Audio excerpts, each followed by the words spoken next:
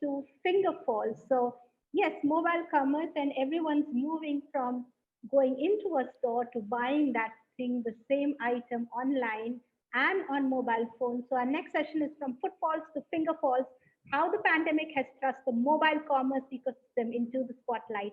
A huge round of welcome for our speakers here. Archana from Airtel, Gaurav Mehta from Kardeko, Rishi Sharma from VV, and Sujit Ganguly from ICICI Bank.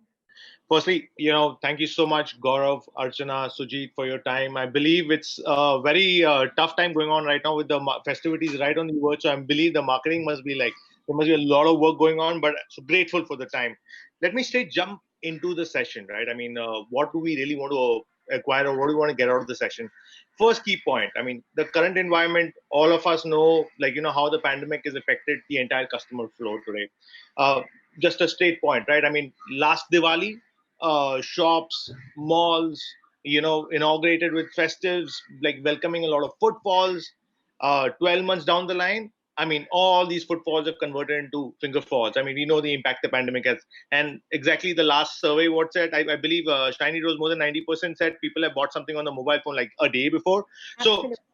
all the footfalls have translated into finger falls, and this is where we always knew mobile commerce is always going to hit, but because of the pandemic it's accelerated so much. uh, so how does this mobile first, let me start with the first question, a very very straightforward question. How does the mobile first consumer has affected the priorities of the marketer of today? And let me start with Gaurav. I mean, Gaurav, I believe auto as an industry must have absolutely transformed. So I would love to hear this perspective in terms of, like, how has it defined your priorities of today? Yeah, a lot of peaks and troughs, Rishi, in the past 8, 9 months. April was the first month where not a single bike or car was sold in the country, and that's a historic low that all of us wanted to climb out of. So, but yeah, an unfortunate blot on the automobile industry's record. But I think what this has done is it's just made people aware of the fact that car buying and even two-wheeler buying is not an aspirational thing anymore. It's a functional product now, from a trust and safety point of view. So I think the whole personal mobility movement has got a huge leg up, huge leg up because of this, where people say, you know what, I'm like, when the pandemic goes away, I'll definitely use buses, metros and all, but I need to have a car. I need to have a motorcycle for my family's safety.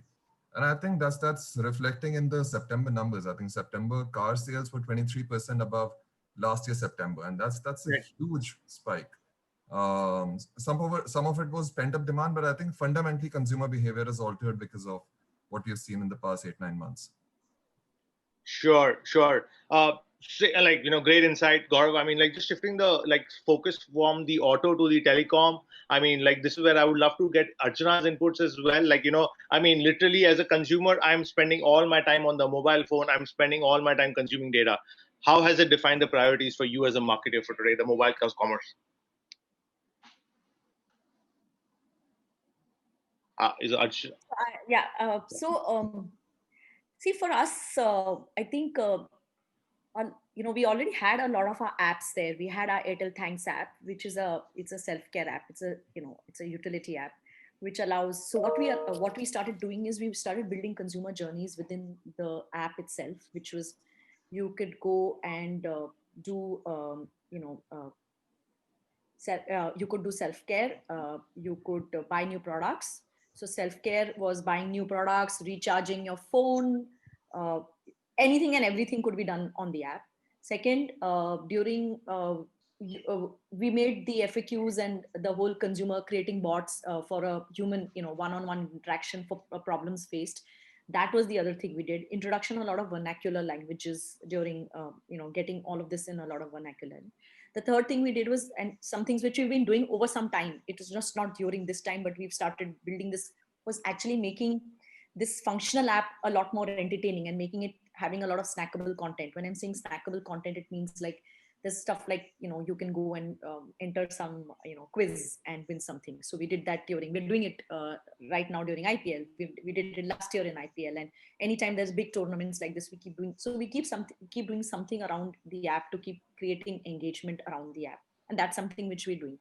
But I think the biggest piece we saw was the growth and jump in terms of people now suddenly recharging their mobiles, recharging mobile or dropping leads on our app on that growing significantly, and especially the recharge numbers growing significantly because everything was shut, right? And I think that is something which will sustain going forward, because now once you learn how easy it is to do, you're not going to go back to the shop to recharge, because you can just sit at home and do it, and it just doesn't even take a minute, less than a minute. So I think that is something which we've seen growing in this period, and I think it's going to continue to grow. I think it makes absolute sense. I mean, that's what users have done, right? Once you get used to a payment gateway, I don't think the real cash actually comes back. I mean, the thinking of the consumer behavior exactly on the recharge front. So completely agree with that perspective. And what we've also, sorry, one more thing is that what we've also done, we also have payments bank, right? So you Sure. also have a UPI stroke wallet, which is also available. So if you don't have one, you can go ahead and create one within that, go get it done, and make payments just through that or through any other app. But so we've actually stitched the journey through across all different touch points in terms of making it easier for the consumer to be able to do all these transactions. Yeah, super stuff, right? Like, makes absolute sense. Just adding on to that point, like, you mentioned about stitching the entire customer journey, how the entire mobile customers come on. I would love to hear the same perspective. I think one of the tougher industries would have been the finance sector, the banking and finance space. I mean, I have been a part of the banking and finance space where I used to see a lot of new leads being acquired through the offline route. And now specifically, there's no offline. Now banks, like, the accounts are being opened. Essentially, the properties are changing. Sujit, love to hear your perspective on how are you changing the priorities for the mobile commerce consumer. Yeah, hi, good afternoon, everybody. Hi. As it is for the last 4-5 years, as a bank, we've been extremely focused on the digital technologies. I would say the last 10-15 years, not 4-5. So just to give you statistics, even as of 2019, more than 90% of our savings account transactions were happening digitally, mobile plus web put together. And we've always focused on our technology platforms and offering conveniences and services to customers. Obviously, like all other industries and all other organizations, it got a further leg up after this COVID thing happened from April. So what we saw is that both two things happened. First is existing customers started using the mobile even more than what they were using it earlier.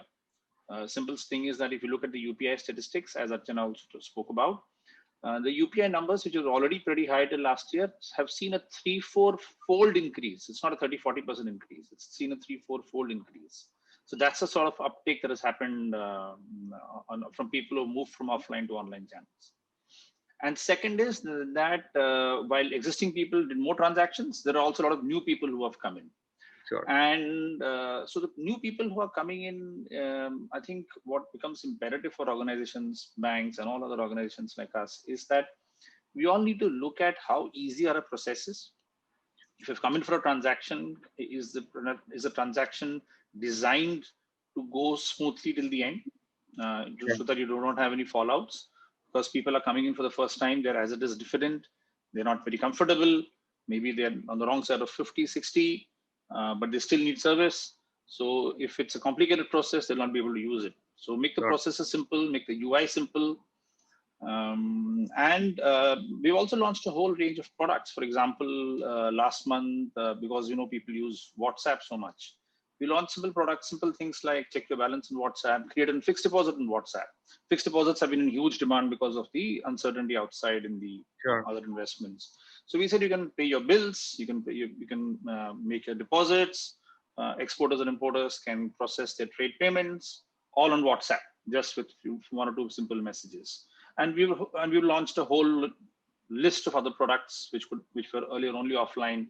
For example, you can now open a savings account completely online. Even the KYC leg is done through a video KYC, which you can do it here. Sure. So that is the first part.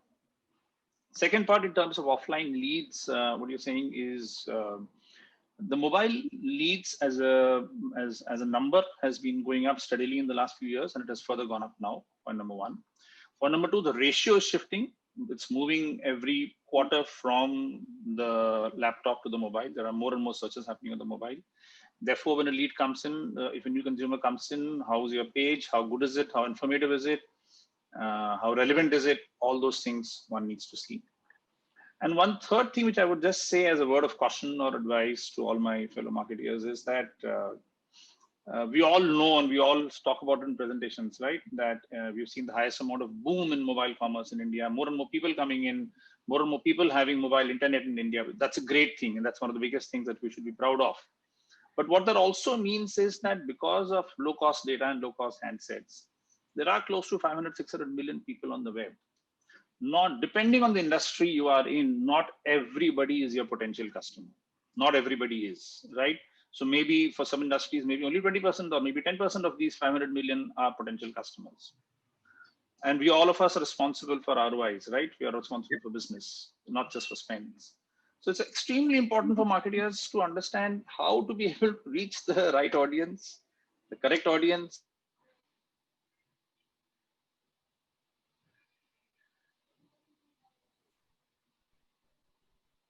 I think this video froze. Maybe you Those are the few things that I would like to talk about. Perfect. Right. No, Sujit, makes absolute sense. I mean, like, just taking a cue out of the pointers which you mentioned, I completely agree with the fact that, there are an existing set of customers who were already online, accelerated, completely accelerated, right? Exactly. But essentially what has happened is there's a huge influx of new customers which are coming in, and you want to basically really want to drive innovations to hit these new customers, Yeah, right? and they will be only offline customers and they have come in online. And for example, some of the products that we've launched in the last 1 year, if you need a personal loan and if you feel you're eligible, you can go onto our iMobile, our app, and it's a single click process. You say yes, you get an offer, which is the amount, the EMI, the rate of interest. You say yes to it, and in the next second, the personal loan is credited to your savings account. That's all it takes, 5 seconds, provided you say yes. And it's seamless, Right. No paperwork, nothing. Right. Perfect. So processes like that need to be brought in to make it easy for newer people to come in and adopt the web or the mobile. I think that makes absolute sense. I mean, so innovation essentially becomes critical, but along with innovation, I mean, innovation is one of my favorite keywords, but I think in this current economy, ROI driven marketing becomes equally important. So I completely agree with you. Not everybody is going to be your customer. Now, this is where, given that, you and Archana have spoken about innovations, I would love to understand because, I believe car dekho, let's say auto in the industry, as Gaurav mentioned, huge influx in the car sales, right, Gaurav? But now, I mean, I sold off a car at Car Dekho last year, and I actually went to the center, got the quality check done, everything and all. Now, essentially, I don't think my wife allows me to leave the house. I mean, it's as much as she wants me to, but I don't think I'm allowed to because of a small kid at home. But nonetheless, what is the innovations Car Dekho has carried out specifically to tap into this new customer base, who's coming rapidly online? I mean, I would love to hear some kind of innovations from your end. Sure. Rishi, first of all, thanks for using our services. I think let me just give you a shout out for that. Secondly, I think the innovations start from the point when a person starts to think about the industry per se. And I think as Sujit and Archana said, I mean, there are a lot of new consumers coming online. I'm like, they might be like new to mobile or new to internet altogether. A lot of these people are from tier 2, tier 3. Yeah. Yes. So let's understand. I mean, like, the bandwidth might be not as good as like the bigger cities. The phones might not be as great. So I think the first level of innovation for us was that our access points where a person can access need to be like really robust and agile in terms of like depending on the real life situation in those parts of the country. So we worked a lot on our AMP and PWA pages, which just made people access, say, a bike deco from, say, a tier 3 city as easily as a person sitting in Delhi could access, say, car deco on his or her app. Yeah. So I think a lot of tech work was done on just making the distribution as easy, as seamless as is possible without any bandwidth or hardware constraint. That is the first thing. The second thing, as you rightly said, is the consumer behavior change, right? I mean, a lot of us are staying mostly at home and so on and so forth. So I think we had to change the way our go-to-market approach was. Now, a lot of our initiatives where we were asking people to come to us, to our dealer partners, to the OEMs, and so on and so forth, we are saying we are going to come to And then like the last time you sold your car at a store of ours, I'm like, now it's an home inspection. Now that Right. took a lot of operational readiness from our side. A lot of tech stack built up. And if you're trying to book an appointment to sell your car, I'm like, my tech stack had to be like, redone. My operational readiness, where you don't have to wait for 4 days for an appointment. I'm like, it should be as seamless as you going to a store and selling your car off. So I think that go-to-market changed a lot. And we saw that the two-wheeler economy bounced back earlier than the four-wheeler economy. Yeah, because of various factors, better monsoon, the packages reaching the rural areas, COVID hitting lesser in the rural areas. So two-wheelers saw the traction coming back in late June, early July onwards. Yeah, which is where we started experimenting with online booking of bikes and delivery through the dealer partners that we were working with. We started Sure. doing that for the new cars also. So we were just trying, I'm like, look, new car is a very digitized ecosystem. 85% of all new car buyers come on Car Dekho. But that's not the case with bikes. And that's definitely not the case with used car, which is a larger by volume business than new cars. So the entire thing was, hey, how do you digitize? And how do you make sure that it's at their, the whole online, offline experience doesn't make them come out of their house? And I Sure. think those innovations, which is the operational readiness or through tech, some of those things happened. And as a result, I think we are at the highest ever traffic. I think 30% over the last peaks that we saw in February, which is when Auto Expo 2020 was there, which is a big time for automobiles. At about 20% of my normal marketing investments. So I Okay. think all these things did well for us. Yeah. So that's a great ROI metric to be at, right? I mean, that's the ideal ROI metric where you would want to see it. But fantastic, thank you so much for that perspective. I mean, just taking a cue out of this conversation, right? I mean, the customer has evolved so rapidly, as in like the per se, like you spoke about the tier 2, tier 3 customer, like there's a rapid evolution, right?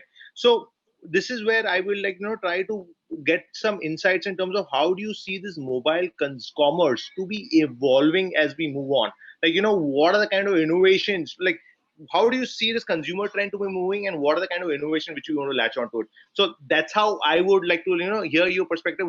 What is your plan a year down the line, 2 years down the line, like some kind of insights on that? Sure. So I'll present the automobile version. I think it's not a high touch industry. You buy a car or you buy a bike, you're not buying another one for another 3 years. Yeah. But it's a very high value transaction. Now, the challenge for us is that how do you make this person successful or be in touch with you every 6 months, 3 months, or even like, when the person is wanting to sell the used car now. And I think that's where I think, and Sujit had a great point about like really out of the 600 million, yeah, it's a fraction of people who actually transact, right? Yeah. I really think internet consumption is like a pyramid, yeah. Or at the bottom you have like people who are looking at entertainment, a lot of like easy consumption things, and as you go higher, at the very top is like mobile commerce. How Right. do you make that like more and more widespread? I mean, how do you make that this pyramid a little bit like a different geographical shape is the challenge. And I think by knowing the consumer and the need state, which can happen through big data personalization, which can happen if you invest on your machine learning techniques. I mean, that way you can actually understand this guy who bought a car from me 5 years back might be willing to buy a new car. And hey, you know why? Because if he's going to buy a new car, I'm like, can he sell the used car also through me? And so on and so Right. forth. So how can I actually like tell you before you know that this is the right time to buy or sell a used car or sell a car? I think that level of ease needs to come in. The whole heuristics principle, where we are like always seeking shortcuts to consumer success and all these things, I think that needs to determine how we will shape the consumer journeys. And I think Sure. before the consumer things, we need to think on their behalf, which will only happen if we have great amount of data, a lot of first party data. I think in the previous session, somebody did speak about first party data. I think basis those learnings, you can create a very different world and predict purchases before they do. I think that makes absolute sense. As in, like, just to add on, I mean, that if you don't have the data, or essentially you're not going to become predictive in nature, how do you get yourself a competitive advantage, right? And, this this is a point which I'm going to take to Archana as well, as in, like, Archana, telecom industry, extremely competitive. I mean, we already know what's happening in the industry. The good news is the ARPU has gone up. But yes, I mean, so many, like, we got Geo, we got Port. I mean, everybody is on that particular customer, right? How do you see yourself, like, as a marketer leader with this mobile commerce? How do you see this evolving, and what are the kind of innovations you see per se on that, besides data, See, if I as would I said, want to add? yeah, so as I said, what we're doing is obviously looking at all our consumer journeys, looking at all our consumer pain points, and figuring out how do we simplify the life of the consumer, right? Because sometimes the innovation is as basic as just making it easier for the consumer to be able to transact. And Right. I think Sujit also kind of mentioned something on those lines, right? You have to just make it as a one click, or so now, so that is the one piece from a consumer commerce standpoint, right? The other piece is that we are also creating traction on our platforms by doing a lot of innovations. Like, so if I take the Wink app, right, we had this during this is Navratras, right? People do play dandiya and garba and all. And given the COVID situation, people are not able to do that, right? We had concert nights, right? To drive traffic to consumers, right? So people can come and just have that whole. There's an album created. You just go play it, and you can have your own thing in your own house, right? So we Sure. are actually creating a lot of traction for our own apps, and that is in fact driving a lot of ROI, not only for us but for a lot of other advertisers, because who are actually also advertising on our platform. So be it the Wink app, be it the Airtel Thanks app, we have actually created a whole ad stack on our own apps, right, for people to advertise. That's one. I think the second big innovation is more on product innovation, which is going to help drive the this segment. And if you look at it, we have DTH, we have payments bank, right?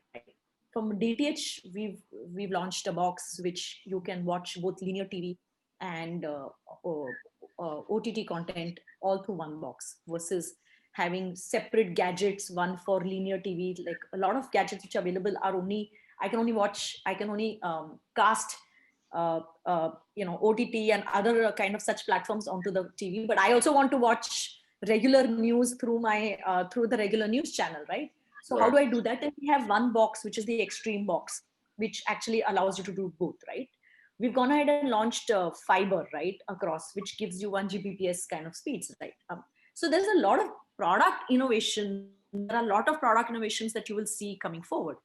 On our B2B space, we've gone ahead and done this launch of Blue Jeans, which is a video app, which is a video app. Then we've recently launched Airtel IQ, which is a cloud computing, and it's much more than cloud computing, but it's so a lot of product innovations which are helping drive making the life of the consumer far easier. I think that's what we are doing.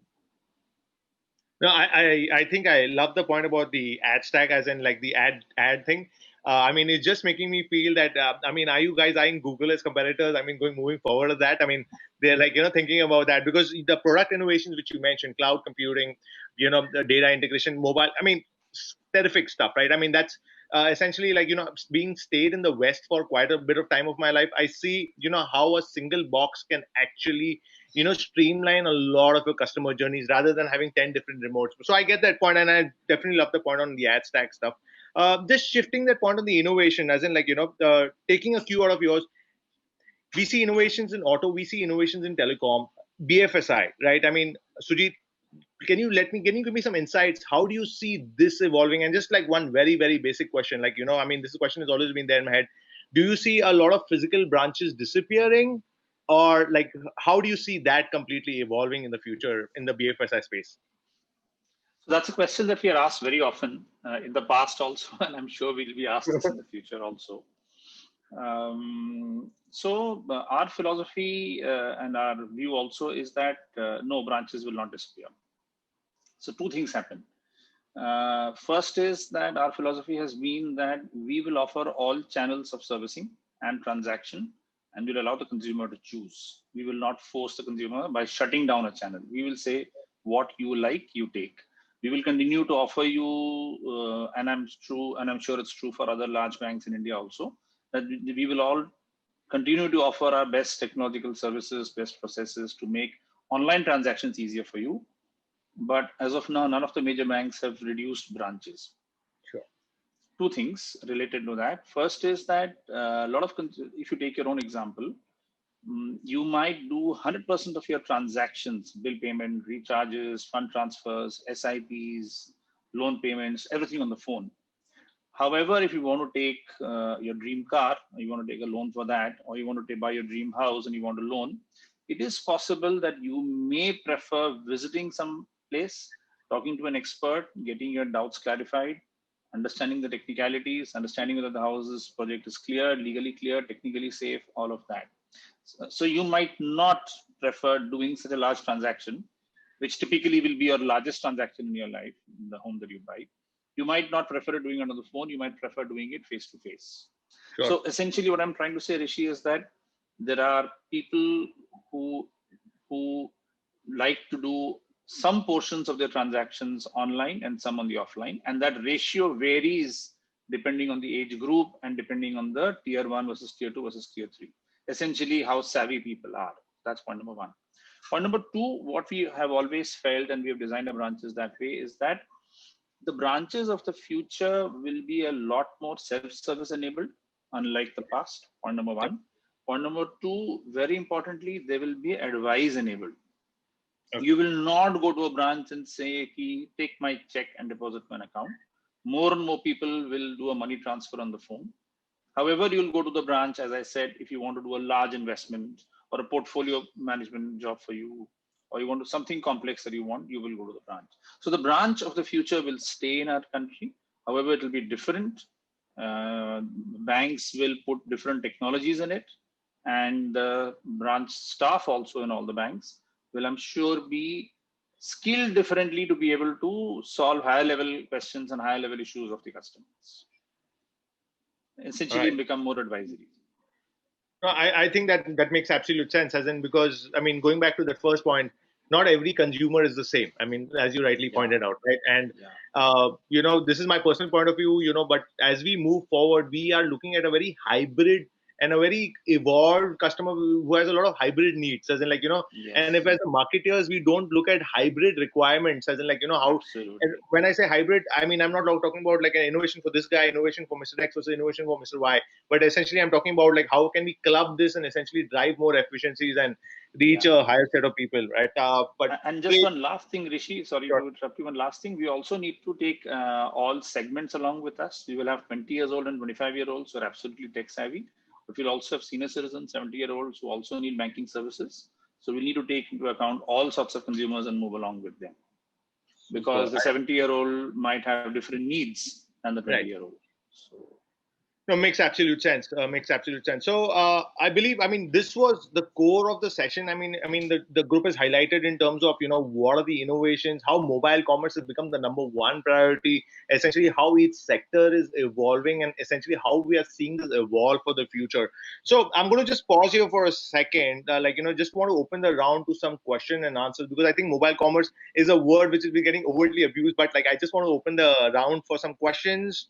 Any questions from the audience? Shiny, would you want to check on that? Yes, I think we already answered some of the questions. So someone asked, you know, is this sticky behavior, mobile commerce, that sticky behavior, will it change? So I think Sujit answered that, saying that this is going to be hybrid behavior post-COVID. But one question that's there is, we have a new term called incrementality. And is this important? Is this something you guys are tracking? So incrementality in terms of a metric of measurement when you do advertising is, you know, people who've seen your ad versus conversions in people who've not seen your ad. So is this something that is an important metric right now? Are you guys tracking it or not tracking it yet? Anyone? So looks like this is a new metric that's not taken into a lot of. No, I'm pretty sure everybody's tracking it. I think. No, I think 3/4 of our money that we spend on advertising, maybe more, is tracked for ROI. Maybe 85% of it is tracked for ROI. And as I said, if you want to be a large player and if you want to have large impact in your category and in your brand, there is no way that you can divorce your advertising from ROI. There's no way you can do it. So in our case, 75-80% of it is directly linked to ROI. And we are looking at segments all the time, looking at prospective users all the time, platforms all the time to understand where the ROI is higher and how do we further increase it, and how, and which is that's a reason why I give the context of 500 million people on the net, because it's very important for marketers to understand segments that are not doing well for you and remove them from your campaigns. Otherwise, the ROI will not move up. Absolutely. I think we had one more question on the use of chatbots in messenger apps. So is this what is the future here? You know, we're seeing more and more brands use this. What is the future here? How are these going to evolve? Quickly share, I think the future is now. I think the speed at which the person requires the grievance redressal, and also to go up in the value chain of internet consumption will determine that they require the answers ASAP. I think chatbots do that. For that, you have to invest in a really good machine learning ethos, and your data collection needs to be absolutely spick and span. I think if you can do that, then your chatbot ethos is going to be like great. Thank you, Gaurav. I think that was a wonderful session. Thanks for moderating it so beautifully, Rishi. Thank you, panelists. I think we had some great insights coming out of here.